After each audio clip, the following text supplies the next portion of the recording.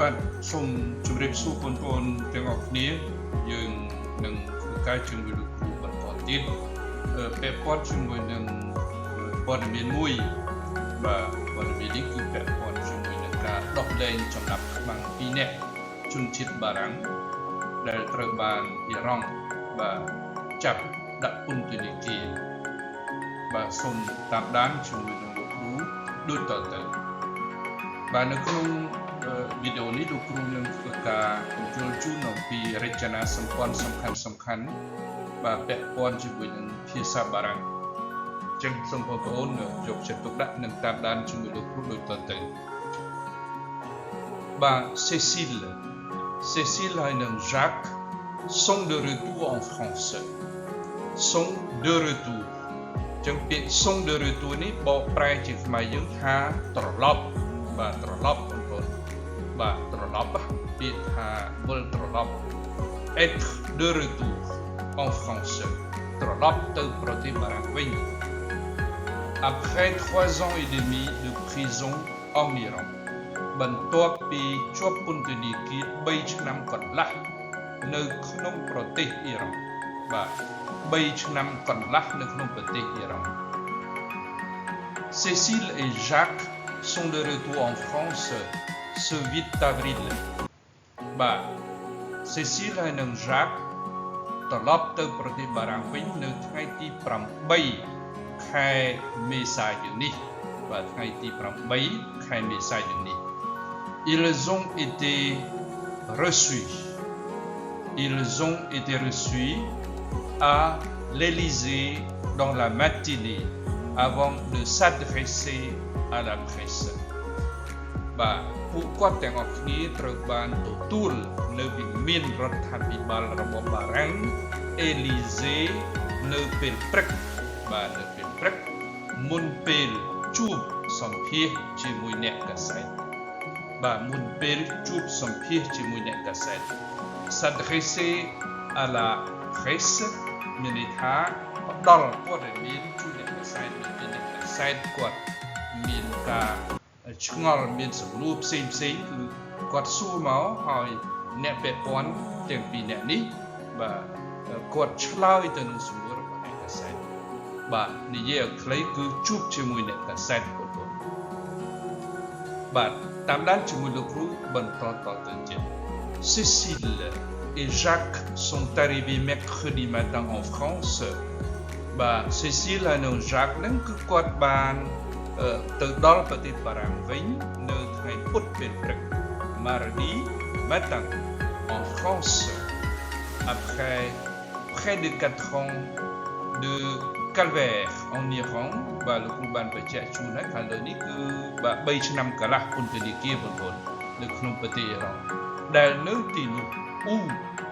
នេះបានន័យថាដែលនៅទីនោះដែលនៅក្នុងពន្ធនាគារនៅក្នុងប្រទេសអ៊ីរ៉ង់ហ្នឹងIls ont été condamnés et emprisonnés pour espionnage. អ្វីដែលយើងឃើញមានពណ៌បៃតងខ្ចីនេះគឺ être condamné et emprisonné pour មានន័យជាខ្មែរយើងថាត្រូវបានផ្ដន្ទាទោសនិងជាប់គុកឬក៏ដាក់គុកបាទអំពីបទអ្វីមួយបាទអំពីបទអ្វីមួយ pour quelque chose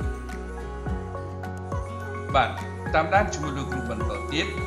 ces deux enseignants បាទ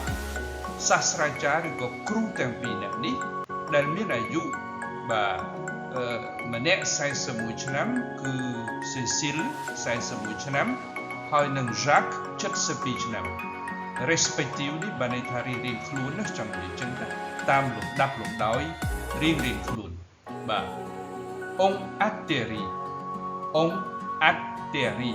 បាទអានឹងគឺវាមកពីវា atterri មានន័យថាម៉េចគឺមានន័យថាចុះចតបងប្អូនចុះចត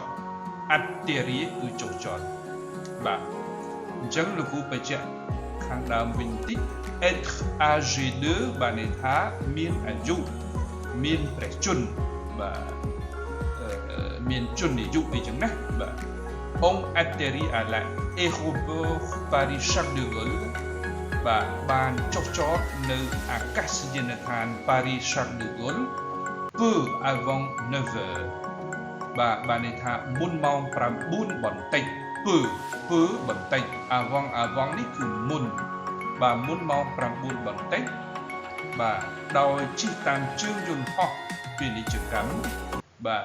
à bord dans vol commercial បាទជិះយន្តហោះបាទពាណិជ្ជកម្មធម្មតា selon des informations បាទយោងបាទ selon នេះគឺយោង des informations ព័ត៌មានផ្សេងនៃអ្នកងារបារាំងបាទអ្នកងារសារព័ត៌មានរបស់បារាំង AFP Agence France Presse បាទអានេះគឺជាសារព័ត៌មានធំរបស់បារាំងជាអក្សរកាត់ AFP